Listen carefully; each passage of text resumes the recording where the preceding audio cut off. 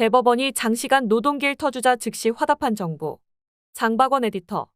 고용노동부가 주 52시간제의 연장근로 준수 여부를 따질 때 하루가 아닌 주간 단위로 하는 게 맞는다고 대법원 판결 관련 입장을 26일 내놨다.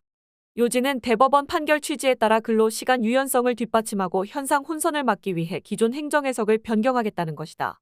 고용부는 이날 발표한 설명자료에서 일일 8시간을 초과하였는지가 아닌 일주간의 근로시간 중 40시간을 초과하는 근로시간을 기준으로 판단해야 한다고.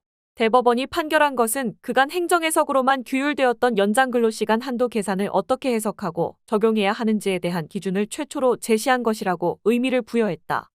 그러면서 현행 근로시간 법체계는 물론 경직적 근로시간 제도로 인한 산업 현장의 어려움을 깊게 고민해 도출한 판결로 이해하며 행정해석과 판결의 차이로 현장에서 혼선이 발생하지 않도록 전문가 등 의견을 수렴하여 조속히 행정해석 변경을 추진할 것이라고 밝혔다.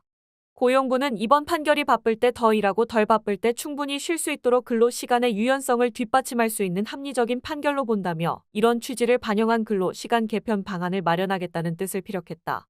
원론적 수준의 평가로 보이지만 대법원 판결을 빌미로 장시간 근무를 합법화하는 근로시간 개편을 시사했다는 점에서 시민단체와 노동계는 우려를 표하고 있다. 민주노총은 현행 근로기준법이 주당 연장근로 상한선만 명시하고 하루 연장근로시간 상한선을 명시하지 않은 입법 공백을 틈타 장시간 노동을 가능하게 하는 판결로 교대제 근무의 특성과 현장의 현실을 외면한 판단이라고 지적했다. 대법 판결대로 하면 근로기준법에 따라 4시간마다 30분씩 쉬는 시간을 빼고 하루 최대 21시간 30분씩 근무하도록 강요해도 사업주는 처벌받지 않는다.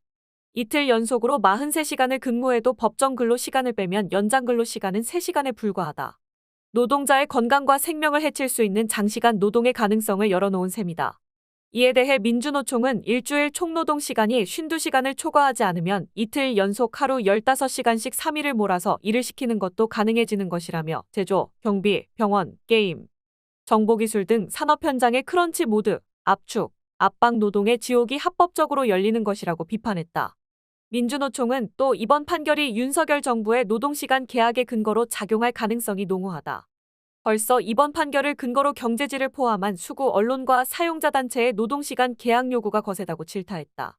한국노총도 연장근로수당을 고려한 판결이 아니며 가산임금 지급 의무가 있다는 건 부정하지 않고 있다며 국회는 연장근로에 대한 현장의 혼란을 막고 노동자의 건강권 보호를 위한 입법 보완에 지금 즉시 나서야 한다고 주장했다.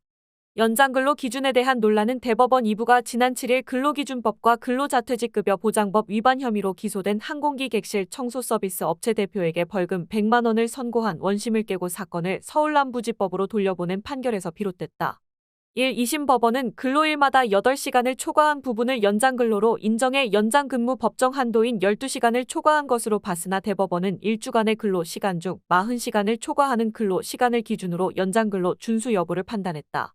그 결과 1~2심과 달리 연장근로가 주당 12시간을 초과하지 않은 것으로 판결했다. 하지만 대법원의 판단은 현장에 만연한 장시간 근로 관행과 이로 인해 발생하는 산업재해를 외면한 것이다.